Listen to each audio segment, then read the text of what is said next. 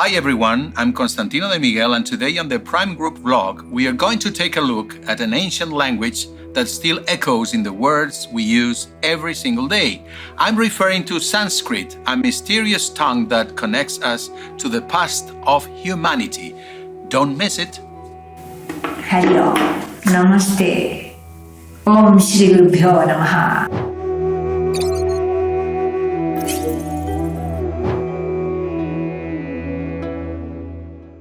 Imagine this, more than 4,000 years ago, people from as far as the Baltic and the Russian steppes arrived in ancient India.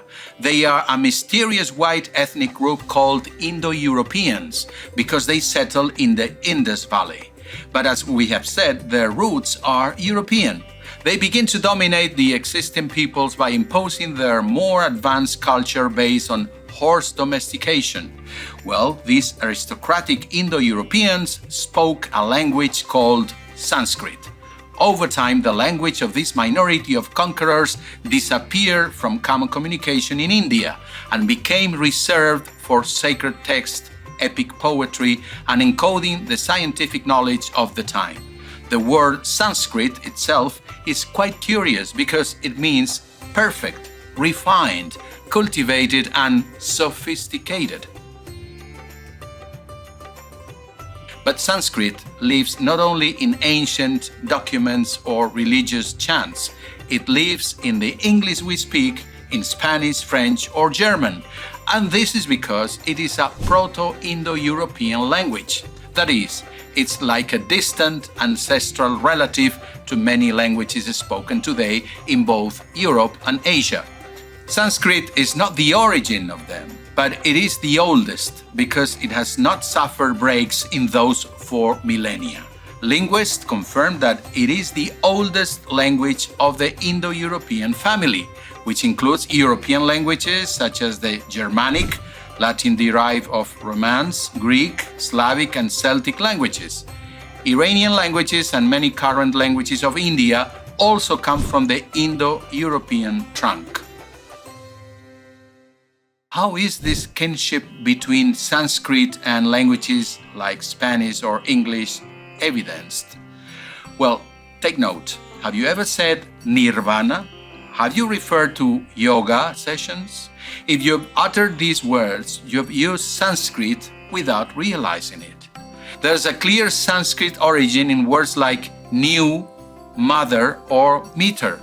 Surely your curiosity doesn't end there. Other words that have their roots in Sanskrit are, for example, avatar, karma. In India, Sanskrit remains a cultural treasure.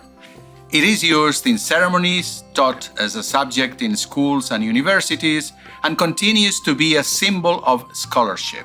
But beyond that, it has influenced hundreds of regional languages, being the linguistic essence that unites a diverse country.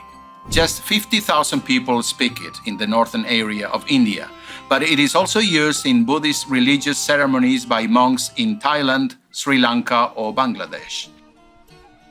And since we are talking about connections, not all European languages are related to Sanskrit. Estonian, Finnish, Hungarian, or Basque have different roots, reminding us that there were enclaves in Europe that escaped that Indo-European influence. If the first 3 languages come from Central Asia, the genuinely European one, the one that was not displaced, not even by the Romans, Visigoths, or Arabs, is Basque or Euskera. But that's another story that we will analyze in another episode of this linguistic vlog by Prime Group. Dhritarashtra उवाच धर्मक्षेत्रे कुरुक्षेत्रे समवेतायुयुत्सवः मामकाः पाण्डवाश्चैव किमकुर्वत Sanjay. I invite you to follow us and subscribe to this channel if you haven't already done so. I only have to thank you for your attention and wish you all the very best. See you soon.